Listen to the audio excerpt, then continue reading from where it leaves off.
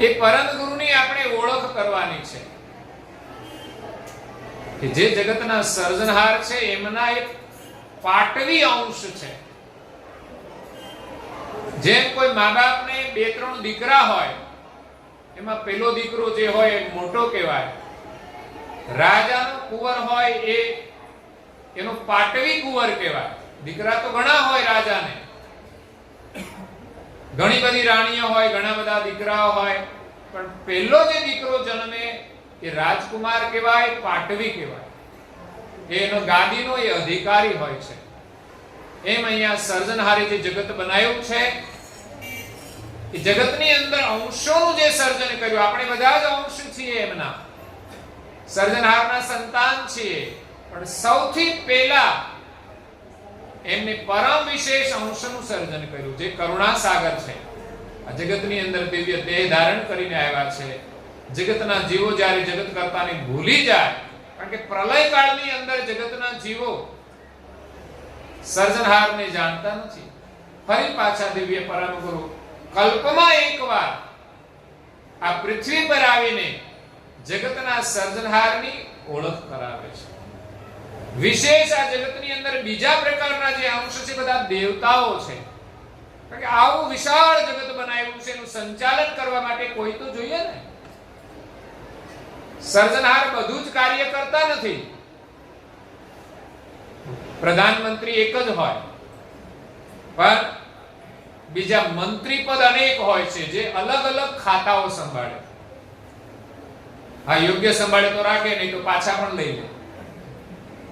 દેવો જો નીતિથી જ કાર્ય કરે તો એની પાસે એક ખાતું રહેતું હોય છે. જો કે દેવતાઓ છે ને એ પાછા નીતિવાળા તો ખરા જ, એના ખાતા બદલાતા. જ્યારે અહીંયા લોકો ભ્રષ્ટાચાર કરે, કૌભાંડ કરે તો ખાતું છોડવું પણ પડે.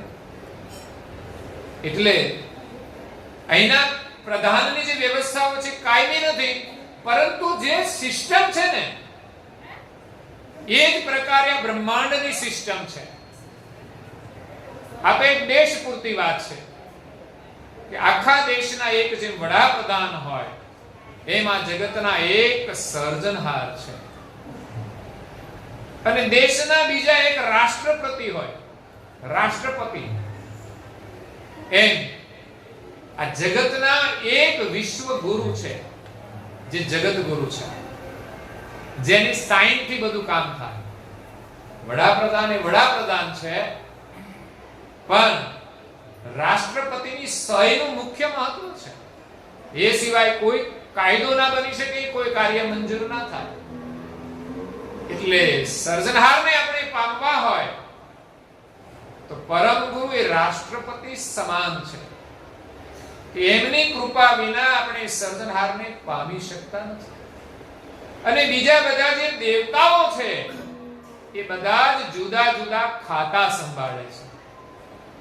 એટલે આપણે અહીં ત્યાં કોઈ ધારાસભ્ય આવે કે સંસદ સભ્ય આવે, આપણે એને સાહેબ જ કેવું પડે ને, એ આપણા સાહેબ. એટલે દુનિયામાં બધા જ ભગવાન છે, કેમ? પણ એની કક્ષાના ભગવાન છે. ભગવાન રૂપ ખરા, પણ સર્જનહાર એક છે, વડાપ્રધાન એક છે. પણ આપણા માટે, આપણા ક્ષેત્રમાં જેમણે કામ કર્યું હોય એ આપણા માટે વિશેષ છે.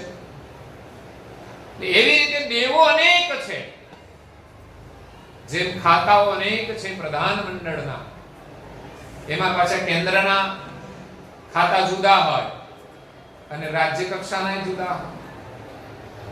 એમ સર્જનહારે આ જગતની જે રચના કરી છે પ્રથમથી જ એ પ્રકારે કરી છે.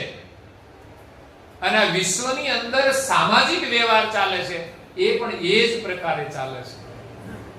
આ માણસની અંદર જે બુદ્ધિની પ્રેરણા થઈ ને કે ભાઈ આ પ્રકારનું આપણે બંધારણ કરીએ, કે વડાપ્રધાન બનાવીએ, એક રાષ્ટ્રપતિ બનાવીએ, પછી જુદા જુદા ખાતા બનાવીએ, એના નિયમ ધોરણ બનાવીએ, કાયદા કાનૂન બનાવીએ. સેમ સર્જનહારની જ આ વ્યવસ્થા છે, અને એની વ્યવસ્થામાંથી જ આપણે પ્રેરણા લઈને જગત કર્તાની શોધ કરવાની છે અને એનું ભજન કરવાનું છે.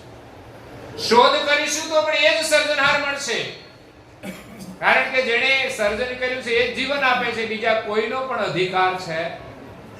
બીજા બધા જ ખાતા સંભાળે, એનું કાર્ય કરે, તમે એનું ભજન કરો તો તમને એ અહીંયા મદદ પણ કરે, ચમત્કાર પણ આપે, પરંતુ જીવન કોઈ નહીં આપી શકે. જીવનદાતા એક જ છે. આ શ્વાસ જ્યાંથી આવે છે એ દોરી સાથે આપણે અનુસંધાન કરીને માલિક પાસે જવાનું છે. બીજી કોઈ ગાડી નથી.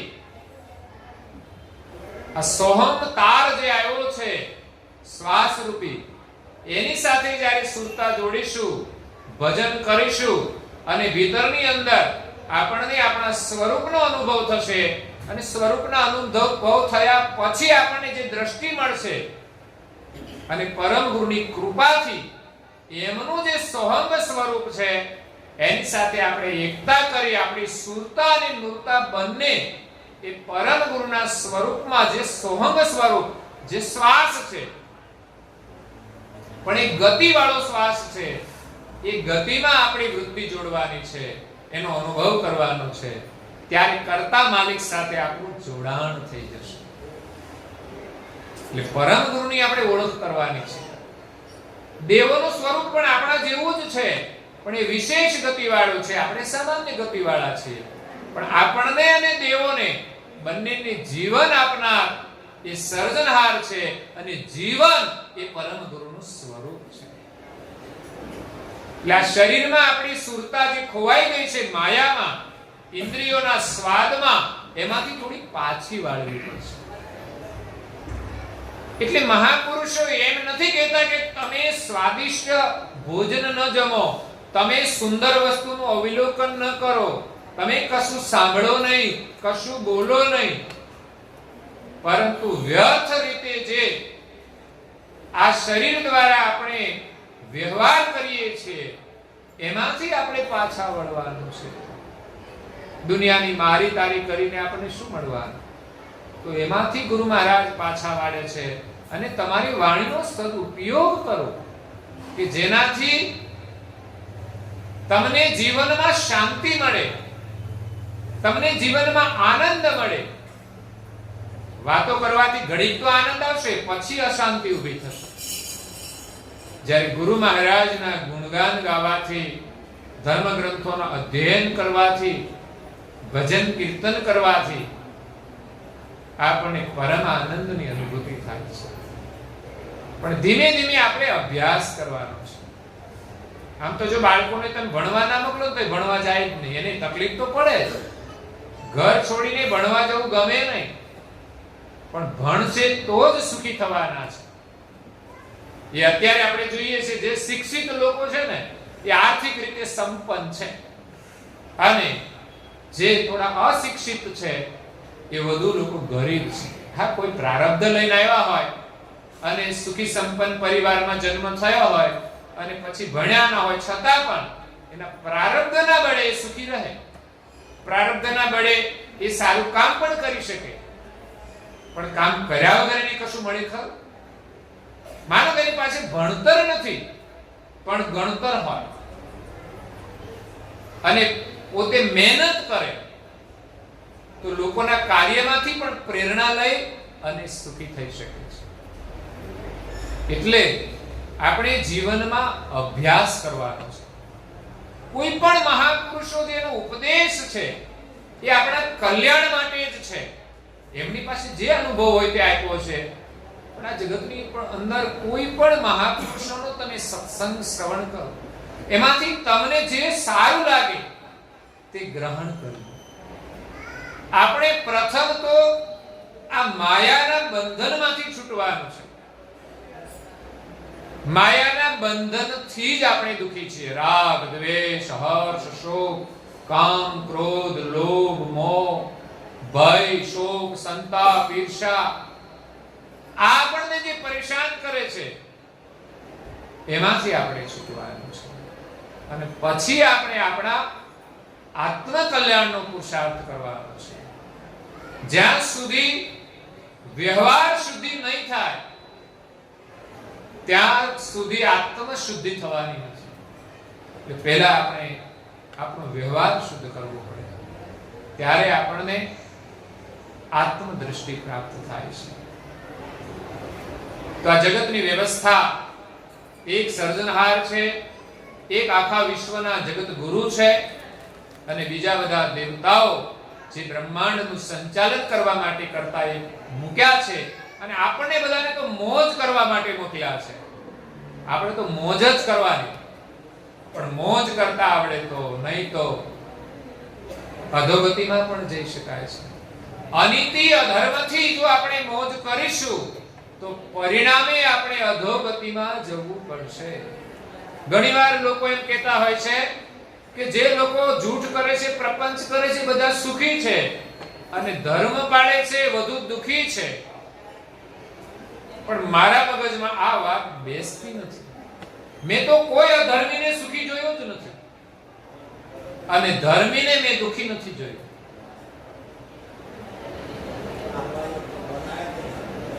બે માણસ ચાલ્યા જતા હતા. એમાં એક માણસ ધર્મી હતો અને બીજો માણસ ધર્મમાં નહોતો માનતો. એ માનતો હતો પણ એને કંઈક ધર્મમાં કડવા અનુભવ થયા કે આપણે ધર્મનું પાલન કરીએ છતાં લોકો આપણી પાસે દગા કરે. દગા તો તમારી પાસે જ થાય ને, કે ધર્મવાળા પાસે. અધર્મી પાસે કોણ દગો કરે? જે વિશ્વાસ મૂકે એની પાસે લોકો દગો કરે. પણ એમાંથી પણ આપણને કંઈક લાભ થઈ જશે, ચિંતા કરવાની નહીં. ધર્મ છોડવાનો નહીં, ભગવાનમાં ભરોસો રાખવાનો. એ તમારા સાથે જે દગો થયો છે, જે નુકસાન થયું છે, એનું ફળ તમને અવશ્ય મળી જશે. અને કાં તો એવી રીતે સમજવાનું કે આપણે કંઈ ભૂલ કરી હોય, આપણે કંઈ ભગવાન તો છીએ નહીં. આપણે આજે ધર્મ પાળીએ છીએ એટલે જીવનમાં કોઈ ખોટું નથી કર્યું એવું તો નથી જ. આજે પણ તમારા જીવનનું અવલોકન કરો, ખુદનું અવલોકન કરીએ તો આપણી ભૂલો ઘણી આપણને દેખાશે. બાળપણથી માંડીને, બાળપણમાં પણ ઘણીવાર આપણે ભૂલો કરી હોય, કોઈ વસ્તુની ચોરી કરી હોય, કંઈ પણ જૂઠું કર્યું હોય, અને આજે પણ થતું જ હોય છે. બધા એને જાહેર નથી કરતા કે પછી લોકો એને સ્વીકારતા નથી. એટલે આપણી ભૂલનું કાં તો પરિણામ હોય અને કાં તો કોઈ માણસે ભૂલ કરી છે, આપણે દગો કર્યો છે, તો આપણું જે નુકસાન છે એનું ફળ આપણને અવશ્ય મળી જશે. પરંતુ ધર્મ ક્યારે કોઈ પણ પરિસ્થિતિમાં છોડવું જોઈએ નહીં. ધર્મ જ આપણી રક્ષા છે. એ સિવાય આ જીવની રક્ષા કરનાર બીજું કોઈ જ નથી.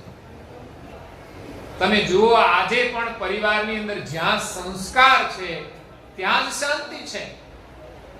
તો જ્યાં ધર્મ છે ત્યાં જ સંસ્કાર છે.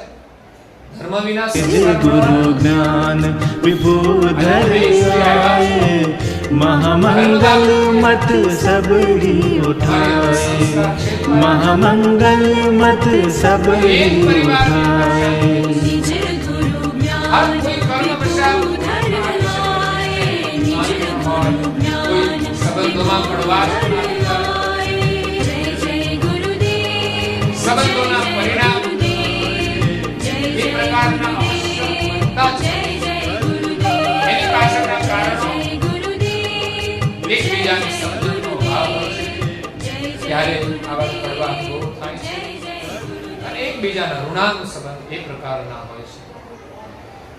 છતાં પણ માણસ જો ધર્મ પાળી અને ધર્મનું ઉત્તમ આચરણ કરે તો એ કડવા સંબંધો પણ સુખદ સંબંધોની અંદર પરિવર્તિત થઈ જતા હોય છે. એ સામર્થ્ય ધર્મમાં છે.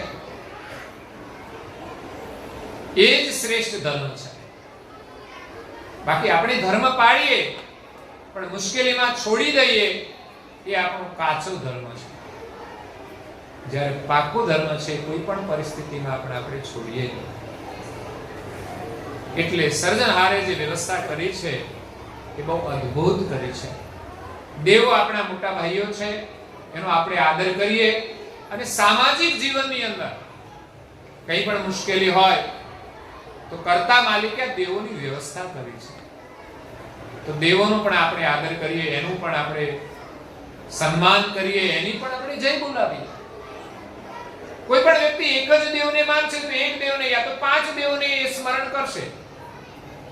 જ્યારે કરુણાસાગર મહારાજની જે પરંપરા છે એ બધાના પ્રત્યે ન્યાયપૂર્વકની અને સમાદર વાળી છે કે આપણે કોઈ એક જ દેવને નહીં પણ બધા જ દેવનો આદર કરીએ છીએ.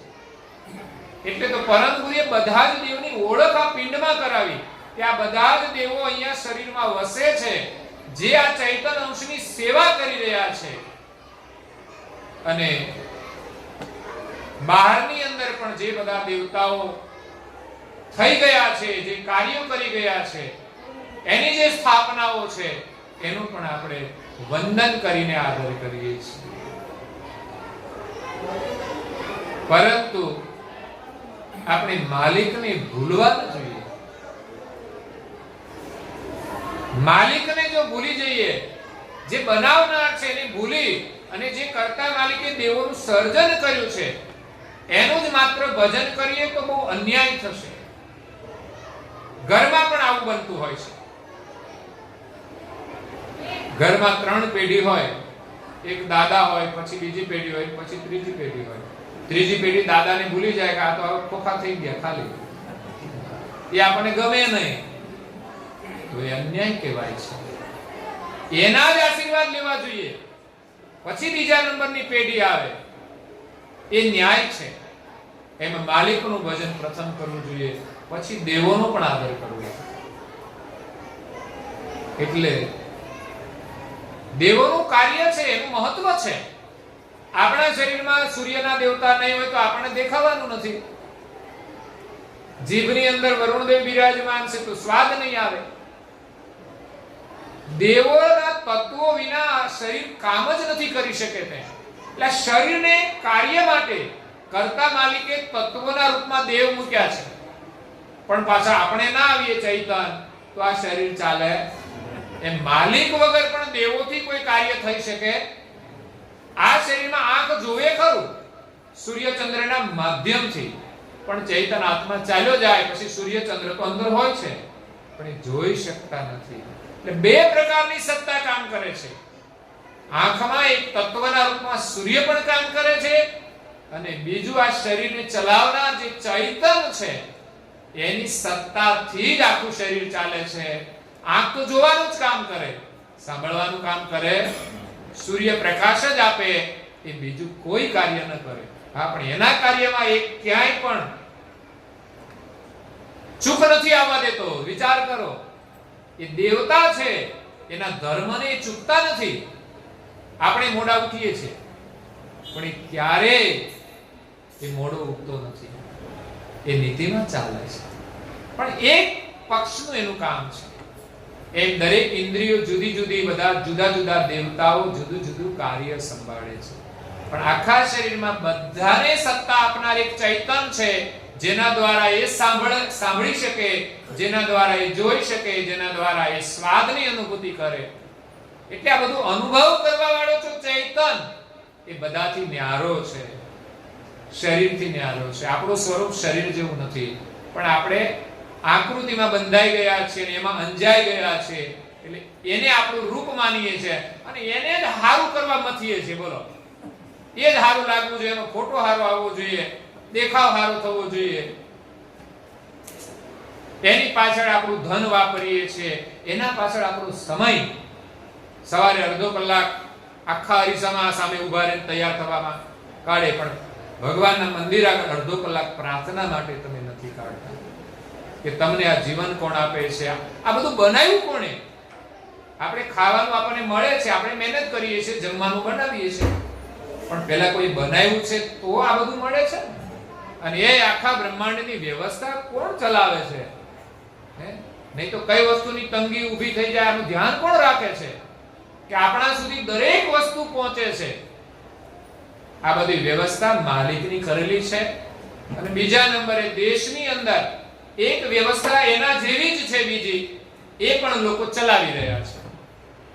વડાપ્રધાનથી માંડી અને બધા જ જે મિનિસ્ટરો છે, મંત્રીઓ છે, એ પણ કંઈક સેવા કાર્ય કરી રહ્યા છે. કારણ કે સેવાના પદ સુધી પહોંચવા માટે પણ સાધના કરવી પડે છે, અને કાર્ય મળ્યા પછી પણ એને મહેનત કરવી પડતી હોય છે. હા, એમાં એ કંઈ જે કંઈ સાચું ખોટું કરશે એ પ્રમાણે એનું પરિણામ આવશે. એની ફરજ પ્રમાણે કાર્ય કરશે અને એની ફરજ પ્રમાણે એમાંથી પોતે પોતાનો નિર્વાહ કરશે તો એનો પરિવાર પેઢીઓ સુધી સુખી થશે. અને જો ખોટું કર્યું હશે તો બીજી પેઢી પછી એના ઘરમાં શાંતિ અને સુખ નહીં હોય, અને કાં તો એના સંતાનો એવા સારા નહીં હોય કોઈ પણ રીતે. એટલે કરતા માલિકની એટલી અદ્ભુત વ્યવસ્થા છે, જે વ્યવસ્થાનું જ્ઞાન પરમ ગુરુ કરુણાસાગર મહારાજે યથાર્થ આપ્યું છે કે આ બધા દેવનું આ સ્થાન છે. એવું નહીં કે બધાને આપણે ભગવાન બનાવી દીધા એટલે બધા ભગવાન સરખા. હકીકત એવું નથી. દરેક દેવ જુદા જુદા છે ને એનું કાર્ય પણ જુદું જુદું છે. અને માલિક તો બધાથી ન્યારા છે, એને ભૂલી ગયા છે જીવો, એટલે કરુણાસાગર મહારાજ આ વિશ્વમાં આવ્યા છે. એટલે એનું સ્વરૂપ છે એને આપણે ઓળખવાનું છે. આગળ જે મહાપુરુષો થઈ ગયા એમણે જે ભજન કર્યું, એમની વૃત્તિ જે સોહંગ સ્વરૂપમાં જોડી છે એ પરમ ગુરુનું સ્વરૂપ છે, પણ એનો પાર ન પામી શક્યા કે આ તો અપરંપાર બ્રહ્મ છે. પણ એ બ્રહ્મના પ્રકાશક સર્જનહાર છે એવું એને માલુમ ન પડ્યું, એટલે ત્યાં સુધી પહોંચી ન શક્યા. એટલે કર્તાના હુકમથી પરમ વિશેષ અંશ પરમ ગુરુ આ વિશ્વમાં આવ્યા છે. આપણા અહોભાગ્ય છે કે એમના દિવ્ય સ્વરૂપના દર્શન થયા અને બીજા એમના જ્ઞાન સ્વરૂપના દર્શન થયા. અબ દેખો નિજ નયન તુમારે. બહુ જ સરળ ભાષામાં ઉપદેશ આપ્યો છે. સંસ્કૃત બધા નહીં સમજી શકે, પણ પરમ ગુરુએ પ્રાકૃત ભાષામાં ઉપદેશ આપ્યો છે. અંગ્રેજીમાં આપ્યો તો આપણને સમજણ ના પડે, ભાષા તો છે જ ને. એને ખબર જ છે કે આખા વિશ્વની ભાષા બનવાની છે, પણ ના, કલ્યાણ કરનારી ભાષા છે આ. સંસ્કૃત પણ આપણી સંસ્કૃતિની ભાષા છે. એની અંદર પણ જીવોના કલ્યાણના ઉપદેશ સિવાય કંઈ નથી હો. બીજા કોઈ પુસ્તકો, સામાજિક પુસ્તકો કોઈ સંસ્કૃત ભાષામાં નથી. સંસ્કૃત ભાષાનું જે સાહિત્ય છે એની અંદર માત્ર આપણા કલ્યાણનો જ બોધ આપ્યો છે, આપણા જીવન જીવવાનો જ બોધ આપ્યો છે. એક વિદેશની મહિલા અહીંયા આવીને કહે છે કે અમે ઇંગ્લિશ તો પાવરફુલ જાણીએ છીએ, એ કઈ મોટી વસ્તુ નથી. અહીંયા તો એમ લાગે કે અંગ્રેજી આવડતું એટલે બહુ સરસ, એને ભણેલો છે એવું માને. ભણ્યા છે પણ એ સુખી થાય એવું નથી. જ્યારે એ લોકો વિદેશમાં તો પાવરફુલ ઇંગ્લિશ જન્મથી જ બોલતા હોય છે, પણ છતાં દરેક માણસ પોતાની બુદ્ધિ પ્રમાણે, સમજ પ્રમાણે સુખી થતા હોય છે. એટલે એમણે અહીંયા આવીને, જર્મનની દીકરી છે, અહીંયા આવીને આપણી સંસ્કૃત ભાષા શીખી, અને આપણે હજુ નથી આવડતું સંસ્કૃત એવું એ સંસ્કૃત બોલે છે. એમણે વિચાર્યું કે આ સંસ્કૃત માત્ર ભાષા જ નથી, પણ જીવન જીવવાની એક પદ્ધતિ છે. એ ભાષાની અંદર એવો વિવેક છે. આપણી ગુજરાતી ભાષામાં હજુ અપશબ્દો આવતા હશે, એ તો કોઈ લડે ત્યારે ખબર પડે, પણ સંસ્કૃત ભાષામાં એવા કોઈ અપશબ્દો નથી કે લોકો લડે ત્યારે સંસ્કૃતમાં એને કઈ અપશબ્દો કહે. ઇંગ્લિશમાં કદાચ આવતું હશે, ગુજરાતીમાં તો ભૂકા કાઢી નાખે. પણ છતાંય ગુજરાતી ભાષા ગૌરવની ભાષા છે. ગુજરાતી ભાષામાં જે સાહિત્ય છે અને જે વિવેક છે એ પણ બીજી ભાષામાં ઓછો જોવા મળે છે. એટલે આપણી ગુજરાતી ભાષાનું પણ આપણને ગૌરવ હોય. સંસ્કૃત ભાષા તો આપણી સંસ્કારની છે જ, પણ અહીંયા કરુણાસાગર મહારાજે પ્રાકૃત ભાષા આપી છે. બીજી આપણી હિન્દી ભાષા પણ છે રાષ્ટ્રભાષા, એનો પણ આપણે આદર કરીએ છીએ. પ્રાકૃત ભાષા જેમાં આપણા કલ્યાણનો બોધ છે એને પ્રાકૃત કહે છે. આની અંદર કોઈ ગુજરાતી શબ્દો પણ હોય, હિન્દી પણ હોય, સંસ્કૃત પણ હોય, ફારસી પણ હોય, બધી જ ભાષાના શબ્દો મળે, પણ વિશેષ આનો સંબંધ હિન્દી અને ગુજરાતી સાથે જોવા મળશે. કરુણાસાગર મહારાજનું પ્રાગટ્ય ગુજરાતમાં થયું છે, ત્યારે એમણે વિશેષ લોકોને જે ઉપદેશ આપ્યો એ તો ગુજરાતીમાં જ આપ્યો છે, પરંતુ જે સાહિત્ય બનાવ્યું એ બધી ભાષા મેળવીને કર્યું છે. એટલે આ ભાષા લોકો સરળતાથી શીખી શકે અને સમજી પણ શકે. અને આ ભાષાના માધ્યમથી બીજા જીવો પણ એને બીજી ભાષામાં સમજી શકે છે. સમય અનુસાર તો બધી જ ભાષા બીજી ભાષામાં પરિવર્તિત થવાની છે, પરંતુ મહત્વ એ છે કે જેમને કલ્યાણ જ કરવું છે એવા લોકો પોતાની ભાષાનો આગ્રહ નહીં રાખે. આજે કઈ વિદેશના લોકો ત્યાંનો વૈભવ છોડીને, એની ભાષા છોડીને અહીંની ભાષા શીખી અને ભગવાનના ગુણગાન ગાય છે. તમે વૃંદાવનમાં જશો તો કઈ વિદેશી લોકો અહીં આવ્યા છે અને અહીંની ભાષા શીખીને અહીંની સંસ્કૃતિ છે એનો આદર કરે છે, સાધના કરે છે. આપણા માટે ગૌરવની વાત છે કે સંસ્કૃતિમાં જ આપણો જન્મ થયો છે. આપણે સરળતાથી આ ધર્મને સમજી શકીએ અને સ્વીકારી શકીએ. પરમ ગુરુ કહે છે, અબ દેખો નિજ નયન તુમારે, તમારા નિજ નયનથી જુઓ. બહારની આંખોથી તો જોવાનું છે, પરમ ગુરુના દર્શન કરવાના છે, પરંતુ પરમ ગુરુના જ્ઞાનનો અભ્યાસ કરીને એમનું અત્યારે પણ જે વિદ્યમાન સ્વરૂપ છે આપણી સાથે જોડાયેલું છે. જ્યારથી સૃષ્ટિની રચના થઈ ત્યારથી આપણો સંબંધ પરમ ગુરુ સાથે છે. આપણે અજ્ઞાનતાના કારણે એને જાણતા નથી. બહાર જે સ્વરૂપે પ્રગટ થયા એ સ્વરૂપને જાણીએ છીએ. એટલે શરૂઆત આપણે એ બાહ્ય જે પ્રગટ સ્વરૂપ છે ત્યાંથી થાય છે. એમના દર્શન કરીએ, એમને વંદન કરીએ, એમને પૂજન કરીએ અને એમનું જ્ઞાન શ્રવણ કરીએ. પછી આ બ્રહ્માંડની જે ગતિ છે, આ શરીર છોડ્યા પછી કયા રસ્તેથી જવાનું આપણને ખબર પણ તમને ખબર પડે અને એ પ્રકારે જીવન જીવો તો જે રસ્તેથી તમારે જવું હોય એ રસ્તેથી જવાય.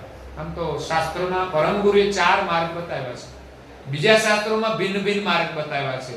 બીજા શાસ્ત્રોમાં બીજા માર્ગ પણ બતાવ્યા છે. કદાચ એને અનુભવ હોય કે ન હોય, પણ કરુણાસાગર મહારાજ તો પોતાના અનુભવથી આ જ્ઞાન આપ્યું છે કે સર્જનહારે આ જગતનું જે સર્જન કર્યું ત્યારે પહેલા એમને ઉત્પન્ન કર્યા, પછી દેવોને, પછી આપણે બધા નાના. એ તો નિયમ જ છે ને. મોટા પહેલા હોય, બીજા નંબરના બીજા હોય, ત્રીજા નંબરના ત્રીજા હોય.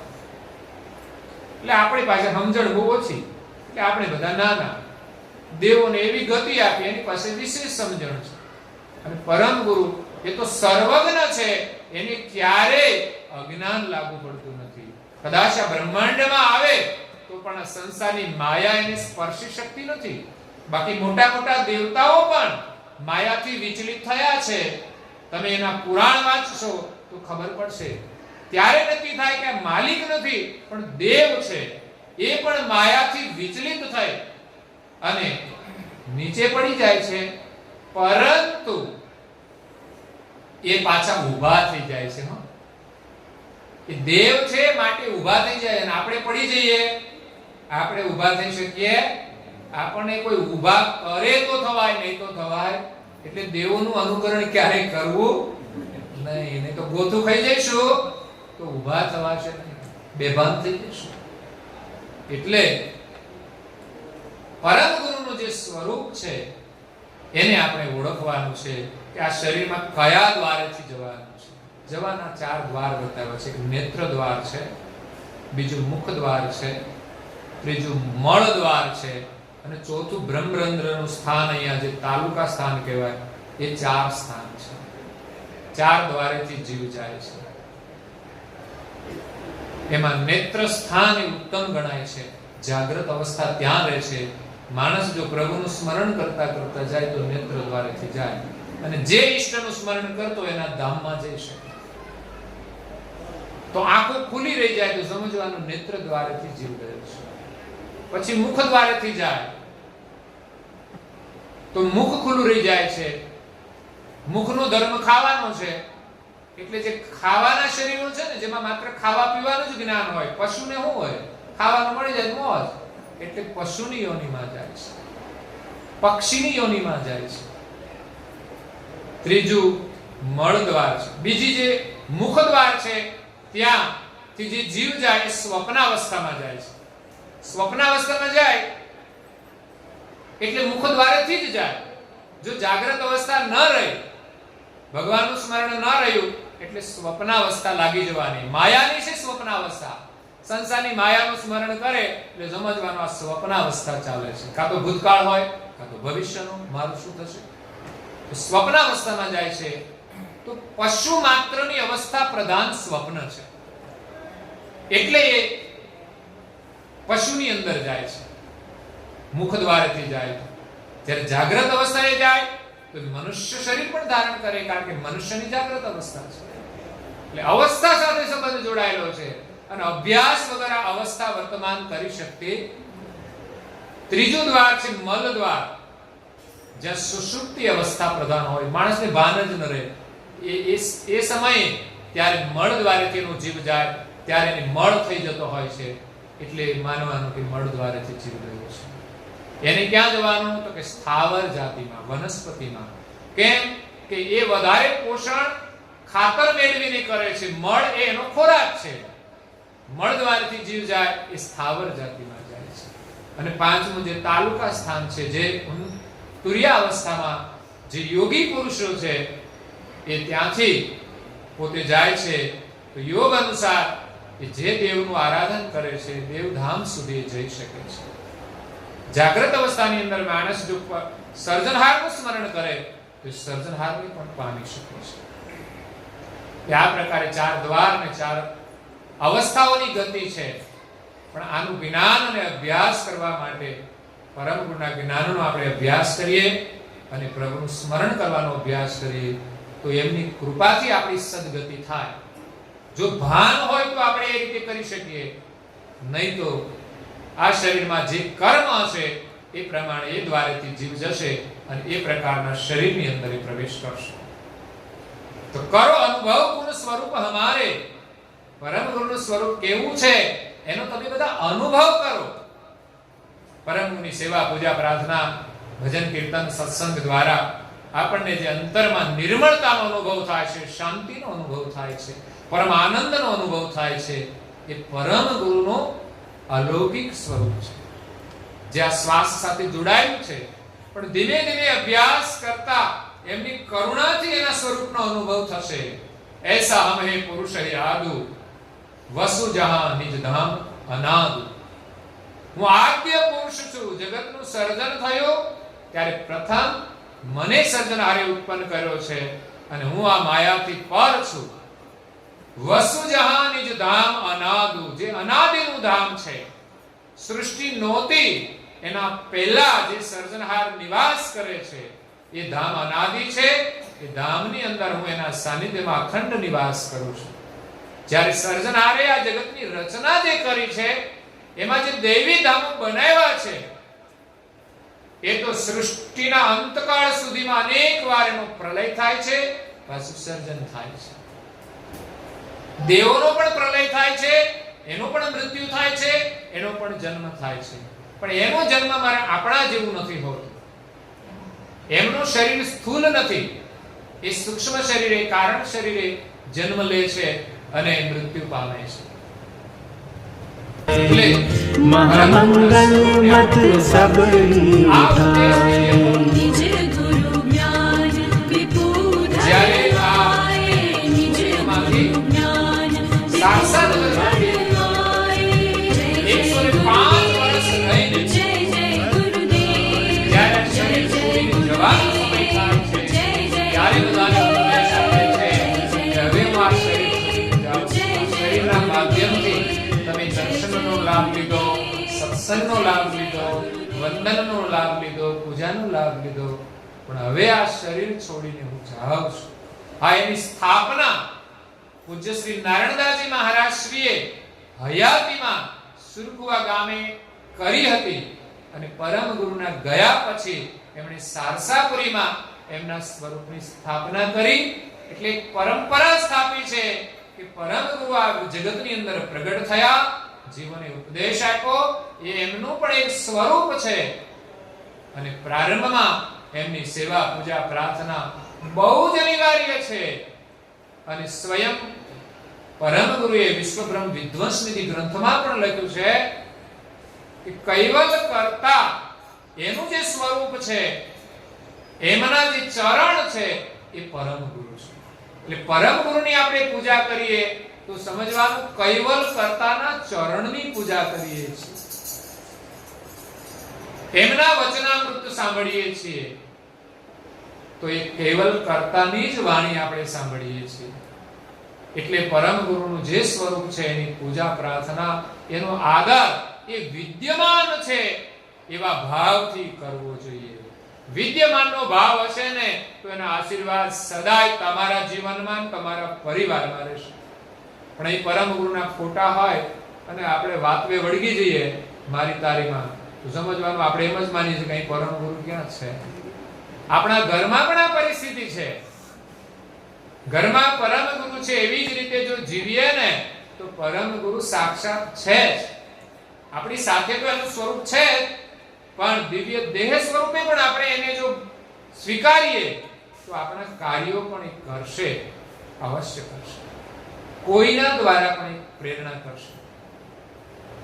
એટલે પરમ ગુરુ બધાને ઉપદેશ આપે છે કે હવે હું આ શરીર છોડીને જવાનો છું, તો તમે મારા સત્ય સ્વરૂપને જાણી લો અને એ સ્વરૂપ સાથે જેહી જેહી જન મોહી કરહી મેલાપ, જે મનુષ્ય જે ભક્ત એ મારા સોહંગ સ્વરૂપ સાથે મેળાપ કરશે, પણ સ્થૂલના માધ્યમ વિના નહીં થાય. અહીંયા જે ગ્રંથોમાં જ્ઞાન આપ્યું છે એના માધ્યમ વિના નહીં થાય, બીજું કોઈ વિકલ્પ જ નથી. એક એમનું જે દિવ્ય દેહ સ્વરૂપ છે એની સેવા પૂજાની પ્રાર્થના, અને બીજું આ જે ગ્રંથ સ્વરૂપ છે એના દ્વારા જ્ઞાનની દ્રષ્ટિ મેળવીને ભાવ સાથે આપણે પરમ ગુરુની સેવા પૂજા કરીએ તો એના જે ચૈતન્ય સ્વરૂપ છે એની સાથે આપણો મેળાપ થશે. તેહી તેહી જનકુ અભય કરી થાપુ, એ જે મારા ચૈતન્ય સ્વરૂપ સાથે મેળાપ કરશે એને હું અભય કરીને પરમ પદમાં સ્થાપિત કરીશ. પછી એને આ સંસારમાં જન્મ મરણનો ભય રહેશે. એટલે પરમ ગુરુના જે અલગ અલગ સ્વરૂપ છે એ બધાનો એક સાથે જો આદર કરવામાં આવે તો એની સાથે આપણો મેળાપ થાય છે. ત્યારે આપણને આપણા સ્વરૂપનો અનુભવ થાય છે, અને ચૈતન્ય સ્વરૂપનો અનુભવ થઈ જાય પછી આપણને કોઈ ભય રહેતો, પછી કોઈ તલવાર લઈને સામે ઊભો રહેશે આપણને બીક લાગશે, કારણ કે આત્મ સ્વરૂપને કોઈ તલવાર કાપી શકતી. શ્રી કૃષ્ણે ગીતામાં કહ્યું કે આત્માને કોઈ શસ્ત્ર છેદી શકતા નથી, તાપ તપાવી શકતો નથી, અગ્નિ બાળી શકતો નથી, પવન સૂકવી શકતો નથી. એવું આત્મ સ્વરૂપ એ આ શરીરથી ન્યારું છે. તો આપણે આત્મ સ્વરૂપનો અનુભવ કરીશું ત્યારે જ આ સંસારના દુઃખોમાંથી મુક્તિ મળશે અને આપણે નિર્ભયતા મળશે. પછી મૃત્યુનો ભય રહેશે નહીં, પછી તો મોજથી શરીર છોડીને જવાનું, રડતા રડતા નહીં, મોજથી. કારણ કે આ શરીર તો નશ્વર છે, શરીરમાં મમતા જ નથી રહેતી, માત્ર પ્રેમ એટલો જ છે કે આ મનુષ્ય શરીર આપણા કલ્યાણ માટે પરમાત્માએ આપ્યું છે, તો એના દ્વારા આપણે પરમાત્માનું સ્મરણ કરી લઈએ અને આ શરીર દ્વારા સેવા કરી લઈએ. શું ખબર ક્યારેક પેરાલિસિસ થઈ જાય. મને તો પેરાલિસિસ વાળાને જોઈને બહુ જ બીક લાગે કે આ શરીર મળ્યું છે તો સેવા કરીએ, ભગવાનના આશીર્વાદથી આપણું શરીર સ્વસ્થ રહે, અને ઉંમર થશે પછી ઢીચણના દુખાવા, આ તો બધું કોમન થઈ ગયું છે. નિર્બળતા આવશે શરીરમાં, એ તો અવસ્થાનું પરિણામ છે. તો એ અવસ્થામાં પણ આપણે જો શાંતિથી જીવવું હોય તો ભગવાનનું સ્મરણ કરીએ. એટલે જે સ્વસ્થ છે અને જે પૂર્ણ આયુષ્ય ભોગવે છે એ ખરેખર ભાગ્યશાળી છે. તો પરમ ગુરુને આપણે પ્રાર્થના કરીએ કે આ શરીર છોડીને જઈએ ત્યારે આપણે સ્વસ્થ રીતે જઈએ, રહીએ ત્યાં સુધી સ્વસ્થ રહીએ. પરમ ગુરુ જ્યારે શરીર છોડીને જાય છે એનો આ દિવસ છે. થોડી વાત તો મહત્વપૂર્ણ એ છે કે આજે પરમ ગુરુ શ્રીમદ કરુણાસાગર મહારાજનો નિર્વાણ દિવસ છે. સંવત 1934 માં પરમ ગુરુ નિર્વાણ થયા. આજે લગભગ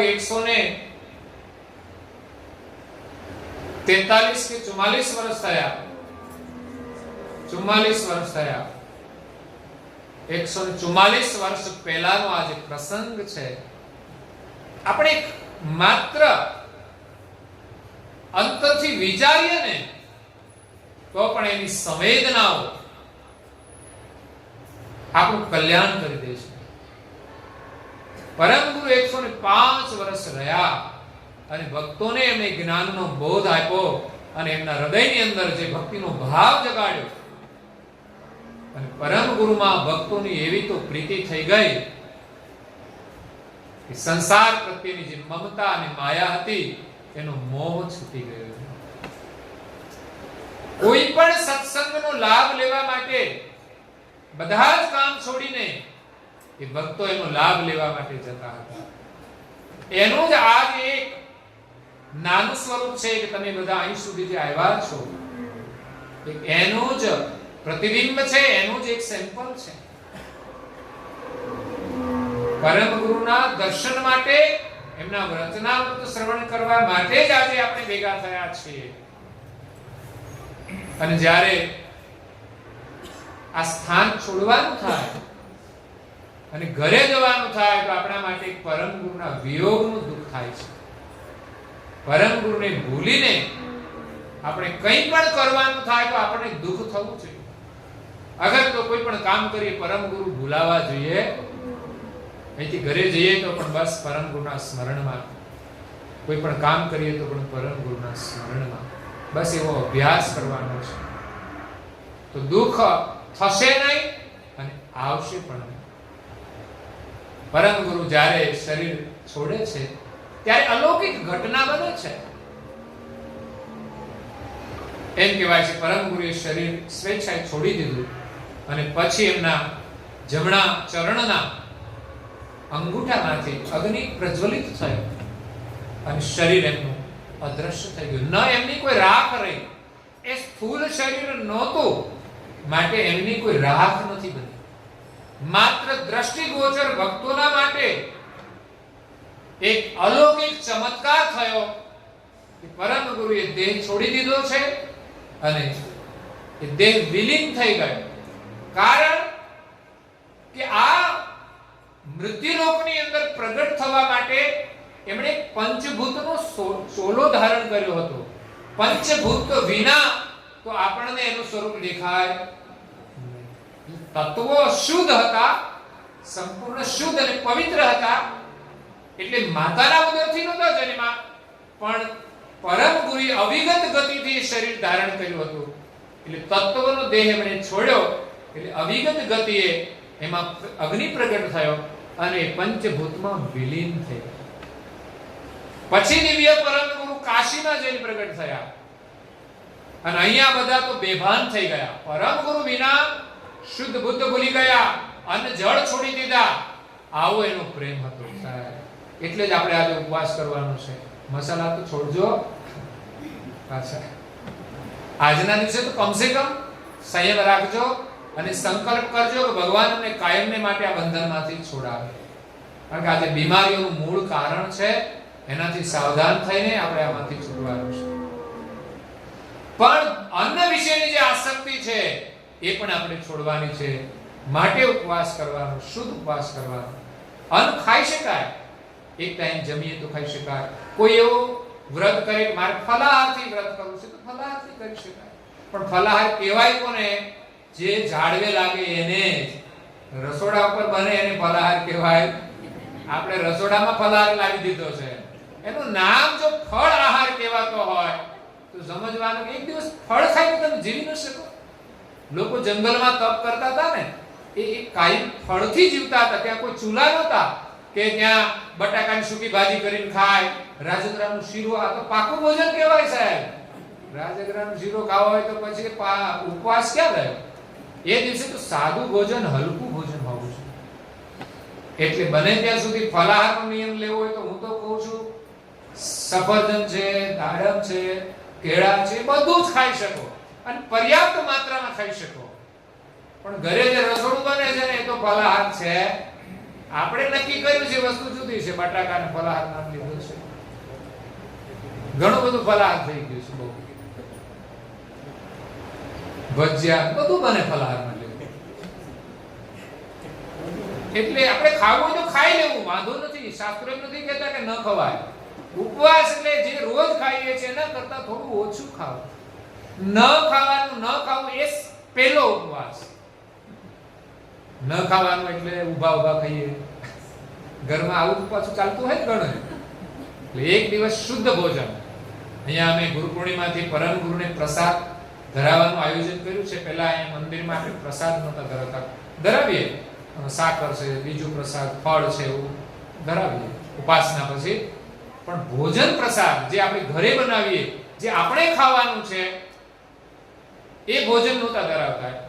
આમ તો પરંપરા એવી છે કે મૂર્તિ પ્રતિષ્ઠા હોય ત્યાં આ બધું કરવું જ પડે ફરજિયાત. સ્નાન આદિથી માંડીને સેવા પૂજા ભોગ આ બધી. પણ મને એમ થયું તો શું ખોટામાં પરમ ગુરુ નથી? અને આ તો મંદિર છે. તો મંદિરની અંદર તો એનું મહત્વ હોવું જ જોઈએ કે જ્યારે આપણે સ્થાપના કરી છે ત્યારે વિધિવત બધી જ ક્રિયાઓ થવી જોઈએ. પૂજા પણ થવી જોઈએ, પ્રાર્થના પણ થવી જોઈએ અને ભોજન પ્રસાદ પણ ધરાવવો જોઈએ. આ કદાચ મહાપુરુષે એક ટાઈમ જમે તો ચાલે, એક ટાઈમ પણ ભોજન તો અવશ્ય કરાવવું. એ તો ઉપવાસ કરે તો પણ ચાલે, પણ આપણે ચાલશે ભાઈ ઉપવાસી? આપણે ન જમીએ તો એને ન જમાડીએ તો ચાલે, પણ એક ટાઈમ જમીને તો ઘણા લોકો જીવતા હોય છે. તો એ પ્રકારે એક ટાઈમ આપણે ભોજન કરાવીએ તો ચાલે. એટલે ગામમાંથી બધાના ઘરેથી વારાફરતી આખો દિવસની પ્રસાદી, સવારે દૂધ ધરાવે, બપોરે પાકું ભોજન હોય. જેમ એમના ઘરે મહેમાન આવ્યા હોય અને જે બધું બનાવે એટલા જ ભાવથી એ બધું બનાવીને સ્વયં આવે, દર્શન કરે અને અહીંયા થાળ બોલાય, જય વિધિ બોલાય અને વિધિવત રીતે પરમ ગુરુને થાળ ધરાવવામાં આવે. અને એ થાળ પરમ ગુરુને ધરાવ્યા પછી પરિવાર જમે એ એમના માટે એક બહુ મોટા આશીર્વાદ છે અને પરિવારના એક ઉત્તમ સંસ્કાર છે.